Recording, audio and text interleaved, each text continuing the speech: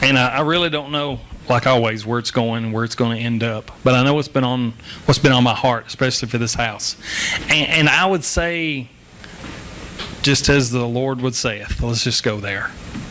Men of this house, look up. Every single man, father, husband, brother in this house, good job.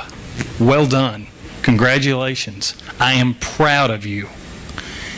Every single man in this house has stepped over hurdles, has gone over mountains, especially in the last year, easily in the last year.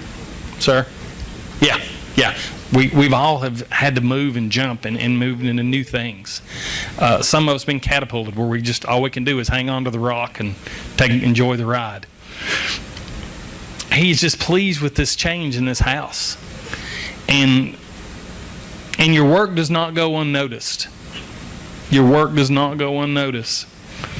For the man's role in this house or the man's role in his house.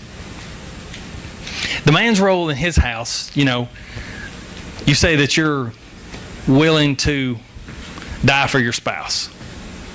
Now, can every man in here say that they're willing to die for their spouse? Okay. All right. Well, with that, what are you willing to die to? And this really ain't my notes. This is just kind of stuff that's coming up as I'm going, so I'll take rabbit trails. What are you willing to die to? This is something that I've talked about before, and it just keeps resonating. Are we willing to die to what we want to do to make sure she's protected and taken care of and fulfilled? That's our job. It really, is what was the name of the book? It's not about you. What was the first line in that book? It's really not about you. The Purpose-Driven Life. Thank you, Amber. I think the first line was, it's not about you. Well, it's not. And if nothing else, I've got a mirror right here I'm preaching to, so I'm not pointing. This is plenty of me. If you don't believe it, just ask the brunette in the back. She'll tell you. This is pretty much, either the brunettes. There you go. So, the things that we have to die to, it's real easy to see problems that men are having,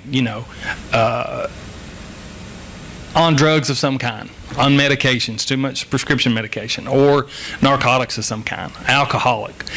Things that are really bold that you notice, things that stand out. What about the smaller things? The underlying things that you may have somewhere up under you.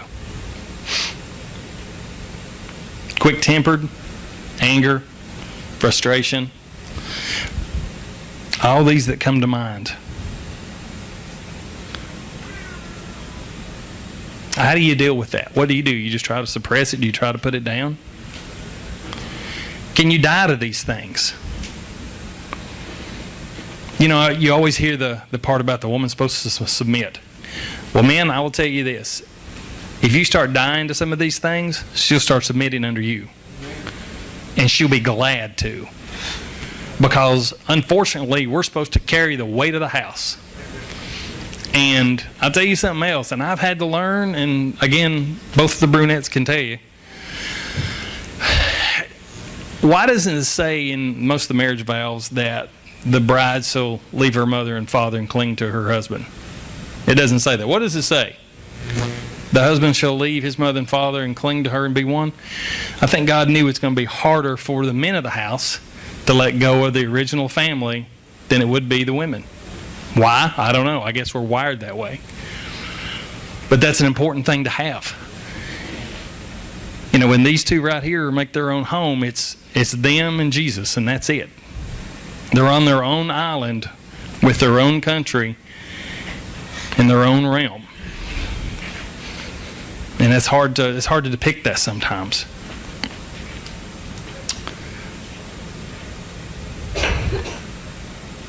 The lack of fathers that we have running around today, period. There's so much lawlessness that's going on. Why is that? Why is there, a lot of times we have entitlement attitude. Folks that come into work that are entitled out of the gate. Why is there so much per se crime going on, disrespect going on, no attentiveness to the families going on. There's no fathers. We heard this past weekend there's orphans running rampant everywhere, and there's nobody to corral them. There's nobody to take care of them. Well, is it the fact that there's no fathers there, or is there the fact that there's no fathers there that can make a difference? And there's a big difference in that.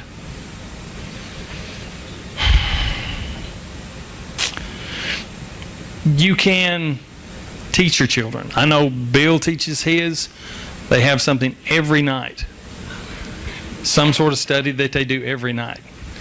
Have you taught this young'un how to change oil yet? He's been with you. He's not physically done it, but he will. Okay? He can show him all day how to change oil. But till he lets him put his hands to it, he's not going to learn. We can tell everybody all day long that you need to do this, or you should do this, or this is how you do it. But until you allow them to put their hands on it, stand beside them, and help them through the process, they're not going to learn. And I'm talking dads talking to sons and daughters. In the same way here. There's all kinds of dads and moms here with sons and daughters under them. And the same applies.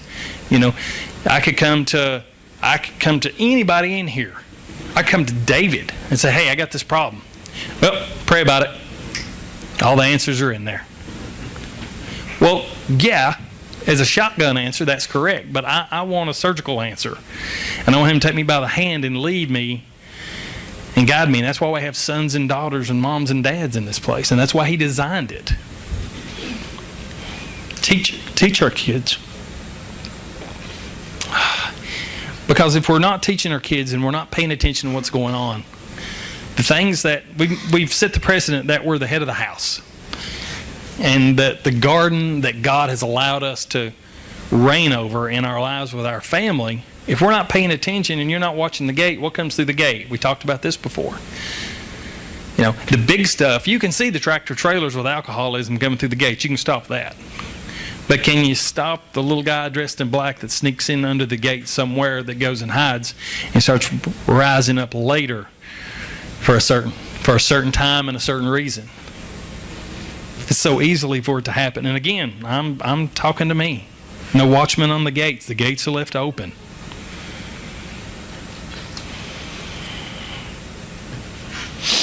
Let's see here. Go to 1 Kings 16. Right quick.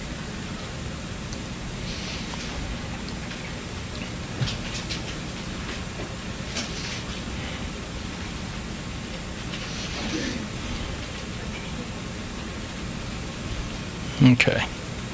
And it's just simply 34.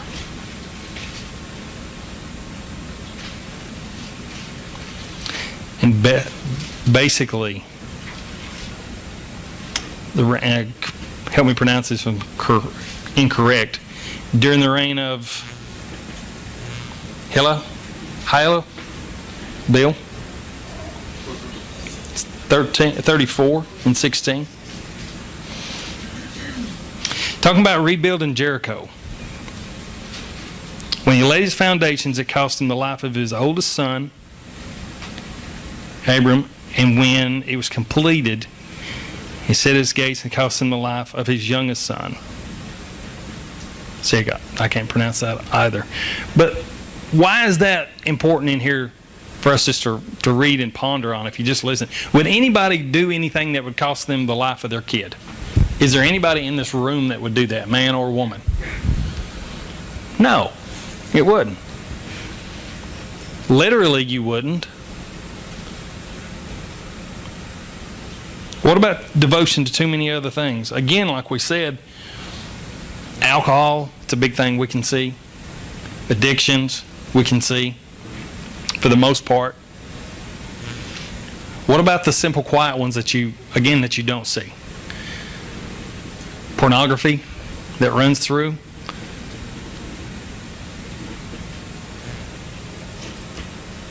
What about we're not spending the correct amount of time, quality or quantity, with our family or our kids? Well, the Bible says you need to support your family. That's true. Does it say to work at Babylon for 70 hours a week? To where you come home and you're so tired, you come home and you just go straight into bed, and she already says the kids are in the bed and you don't get to spend any time. And then Saturday something happens and you don't get to spend but 2 or 3 hours with them, and before you know, it's Monday morning again because Sunday came and went, and it begins a snowball cycle of running out of control, because one of the favorite things that the enemy's going to do is take our time.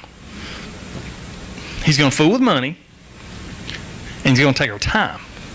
So if we get in a repetitive motion of not slowing down, taking the time that we're supposed to have, it's going to get away from us. And before you know, you're going to look up. You know that old saying, you look up and they're gone. Well, it doesn't have to be that long of a period.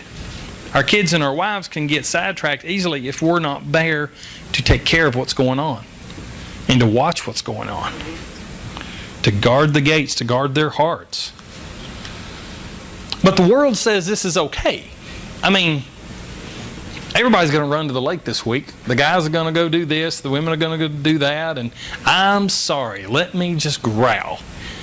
Who in the name of God would build a man cave to be away from the woman that you've waited all your life for? If I've offended somebody, forgive me, but for the love of heavens, that just chaps me up to build, because God's giving you this person to be with. Why do you want to try to stay away? Why do you want to try to work to be away? Maybe it's not her. Maybe it's us. And if that doesn't get your attention, talking about hurting your children, hurting your wives, and so forth, those boys imitate what you do. Those boys imitate what you do. Imitate what you do, and you do, and you do, and you do. They will. And imitate what you do. Well, Dad worked a lot, so I guess we need to work a lot. Okay, so he works a lot. Okay? As he goes, he gets married, loves his wife, got to work a lot. Dad worked a lot.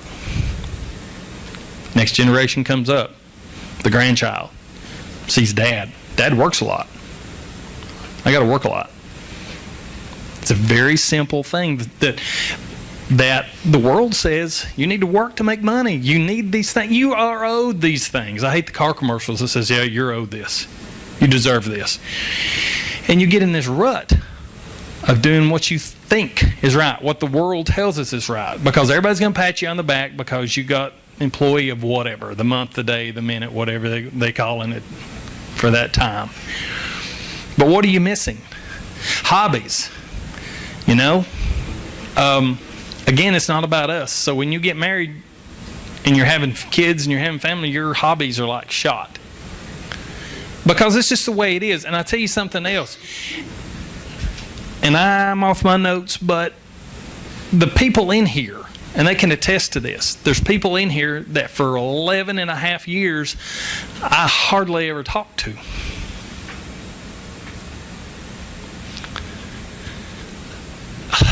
And there's people, those same people are in here now, and I can't wait to see them when I get here. Forgive me, and I can't quit crying for the last 4 months. Why is this happening? Why is this happening? Why is people that I've never talked to all at once becoming family?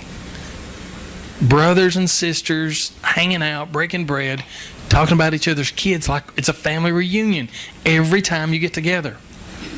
We have the same hobby in common. Him.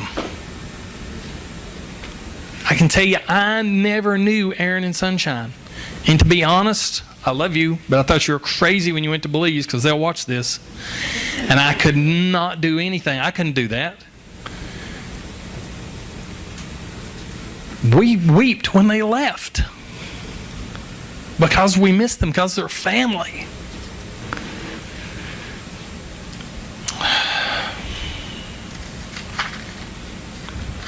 Generational curses.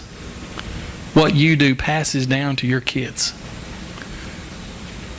Does he see you holding her in prayer?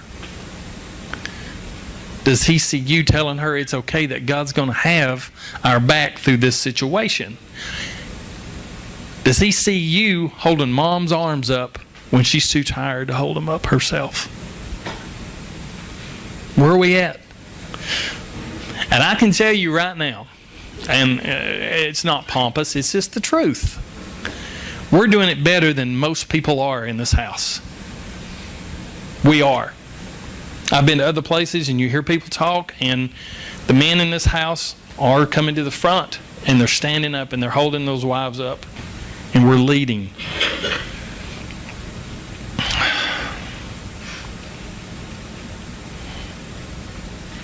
And I'll tell you something else.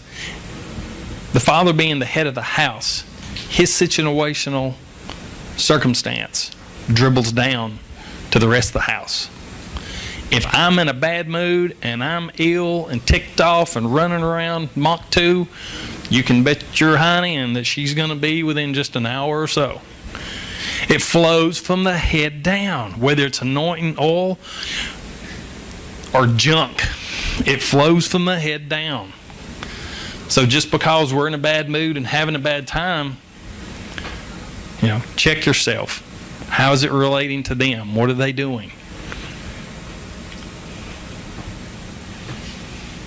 I think the biggest thing that the enemy can do, of course, stealing time, messing with money and finances, because that's a big thing that folks have, is if he can change your idea of who you are.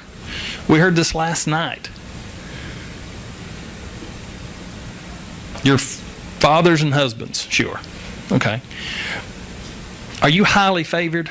Do you believe that you're highly favored? Do you believe that you're set apart? Do you believe that you're chosen and specifically loved and cherished and desired? Do you have that identity? Who in here can say they have that identity? Okay. We are. That's the one thing that he'll steal also from us, is our identity.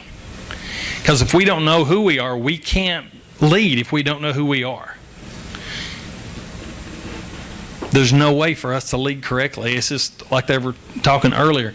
If you're in the Army and you don't really know what your role is or what your identity is, you don't know what your job function is. And if you can't do your job function, everybody behind you is going to get killed. That's why they drill repeatedly over and over and over, so it's muscle memory, so it happens automatically. So, how are you identified? What are you wearing? What are you wearing right now as a father, as a husband? Are you wearing armor to do battle and fight against the things that come against the house? Or are you wearing just some sort of fine linen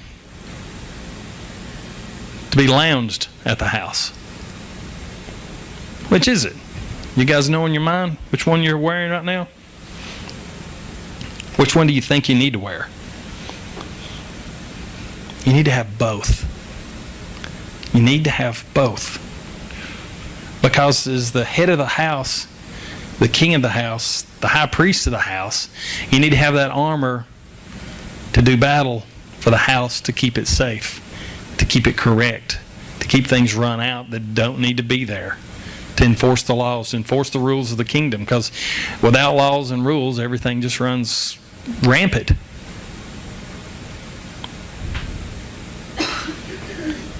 The king protects, provides, and loves. Now, what about the fine linen? Why would you be wearing, as the priest of the house, why would you be wearing a fine linen? What would that be? Okay. Like I said, maybe a lounge, somewhere to rest easy, somewhere to be seated, somewhere to be still. Because you don't go to war when you go to be seated, do you? You take all that armor off, you leave it outside where it's got all its stains and tarnishments and tears from battle. You leave it outside and you walk in with a fine garment. You walk into the house. You see where I'm going with this? The armor is for do battle to protect the house. The linen is to go in where you can come before your Father to pray for that house, to give you direction for that house. to become the bride, as we're talking about in Steve's book. That fine linen is that bride's gown. That we are the bride of the church, correct? So men being the head of the house, we're going to be in some sort of fine linen to be before our Father. And it's kind of funny right now, if you think of you being the king, the head of the house. The people came to the king with their needs, and he had to provide for them. And then when he found out with the problems that were in the kingdom, he went to war on their behalf. He sent soldiers out on their behalf in a king and a kingdom.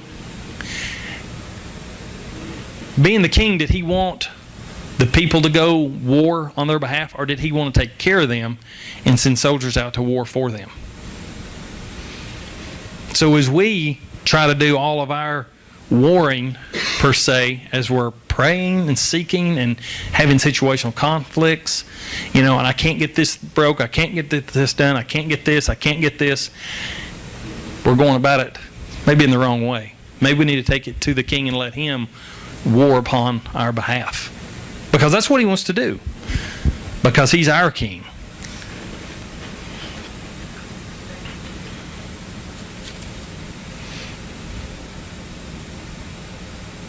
I'll tell you something else. If we're not in our house, in our privacy, if we're not the king in our privacy, and we're not having that devotional time, and we're not effective in our own homes for what we're supposed to be doing, we're not going to be in public either. And we're definitely not going to be in this house. Because this house runs corporately on what we do privately. So that's one of the reasons this house is flourishing like it is, because of all the private time that folks are spending, bringing that in here with them. Our identity again. I mean, the prodigal son, we talked about that. I did some time back. And it talks about his father clothing him in his robe.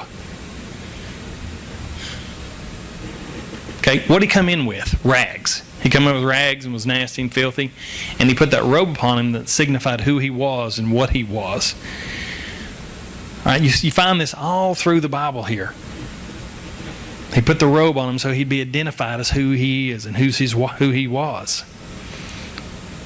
Bartimaeus, when he was screaming out to Jesus, Rabbi, he wanted to be healed. He wanted to be changed. And first, of course, there was people telling him to be quiet. That would be the people that are with Jesus. That would probably be us. We're telling him to be quiet. You're blind. Just stay right over there. Jesus, he's busy, son. He's busy at the moment. But he kept knocking on that door. He kept repetitively asking the Father. And he said, bring him here. The first thing he did, he threw off that coat. He threw off that coat that identified him. Because everyone wore a signification back then, basically. You guys can correct me that are more history scholars than me. How it identified that person is what they wore. So he threw off that cloak or that robe that signified him as being a beggar or blind or handicapped, whatever it was. That's the first step in him doing that with faith, saying, that is not of me anymore. I take that off and I lay it down. That's the same thing we talk about today. Bring whatever you have and lay it before him. He took that off. The man in the graveyard cutting himself, had the legion in him. He was naked. And what he had going on in him was demons and demons and demons. Sitting in a graveyard, cutting himself with rocks. And it says after that, he came clothed when he came to Jesus. Jesus came up and he spoke to him. And afterwards, when he came back to Jesus to ask him some questions, he was clothed. So I never thought of this till I heard it. Where'd the clothes come from? Whose clothes were they? Who were the only 13, 14 people there at that time? Jesus, the disciples, and him. The disciples had to have clothed him. I never thought about this till I heard it. They had to clothe him. How does that identify him now? he is identified.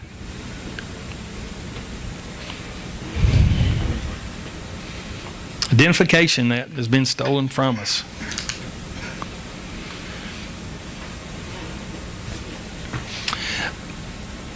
The prodigal son, it just keeps, there's so much in there that, and I'll just give you a tidbit of what I felt of it. One, it says that the father was watching, and I'm just throwing this out here. Do you think he watched every day from daylight till dark? I don't know. I think maybe not. I mean, he had a vast estate, because when the son was talking, even my father's servants, he didn't have a 10 by 10 shack with 2 chickens and 2 goats and 1 dog running around. He had a vast farm, and you can't run a vast farm from the front porch crying over your young'un. Something also that was noticed that I talked about, the other brother mentioned prostitutes before. He said, Dad, why'd you give him his money? He's back. Why are you celebrating? He's been with prostitutes all this time. It doesn't say that Dad said anything about it. How many of you that have a child that's become of age, and you've talked and talked and talked and did all you could talk, and they finally say, give me mine, I've got to get. Okay, here's yours, get gone. Love you, come back if you need us, holler. Now, how many of you daddies, I know my child and her brother, there is nowhere in the western part of this state that you can go that they don't know me somehow. There's no hiding. There's no hiding. So with that in mind, how many daddies are honestly going to let their little girls or their little boys go off and never check up on them somehow? I see no. Okay. The no's have it. What's to say that this father that had all this vast influence wasn't able to check up on his kid? Maybe watch what he was doing. Maybe the servants had been keeping an eye on him and came back and said, yep, he's at the brink. He'll be here any day. I'll wait right here for him. It doesn't say that. That's just human nature. Just something to think about. But when you have a child that's at that point and you let him go, what else can you do? Was it his fault? Was it the father's fault that the son decided to go squander everything? No, it's not. Very good. Thank you, Neil. He's not. He did everything he could up until the point of maturity, and you let him go. He let him go. And that's a hard place to be in.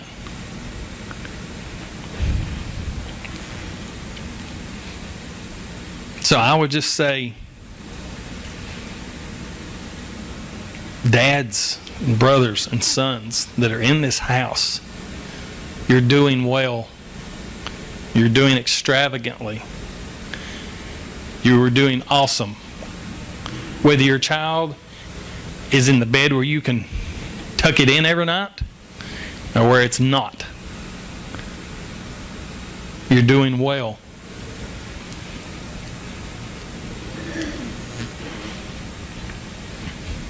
Audrey, would you come and play? But I want to ask you right now, and I had to ask myself this, and it's a terrible place to be. What are you wearing right now? What are we identifying ourselves as right now? Are you wearing armor? Do you have the fine linen? Or do you have a set of rags because you're just tired, run down, and wore out? What are we wearing that we need to take off and lay down? And just get rid of and leave?